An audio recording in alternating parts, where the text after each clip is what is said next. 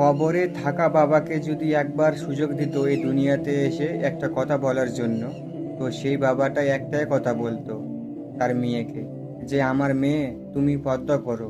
তোমার জন্য আমি কবরে ভালোভাবে থাকতে পারছি না, তোমার জন্য আমি শান্তিতে নেই। তো তুমি মা পর্দা করে চলো। তো এই কথাটা বলতো। তো আজকাল মেয়েরা, তোমাদেরকে বলছি, একটু পর্দা করো আর নিজের মা বাবার কথা ভাবো। আর এই বাকিদের ছেলেদের কথা ভাবো না, যে তুমি তুমি স্মার্ট হয়ে চলবে, এই ছেলেরা তোমাকে পছন্দ করবে। এই ছেলেরা তোমাকে পছন্দ না করলেও তোমার কোনো যায় আসে না, কারণ তুমি ইসলাম ধর্মে জন্ম নিয়েছো। তোমার একটা পার্ট কেউ যেন না দেখতে পারে। তুমি সব সময় পর্দায় থাকবে, তুমি একটা মুসলিম ধর্মের মেয়ে। তুমি কেন ছেলেদের দেখানোর জন্য স্টাইল মারাবে? কেন ওই আলতা শোনো, এই মালা, এই হাবিজাবি এগুলি কেন পরবে?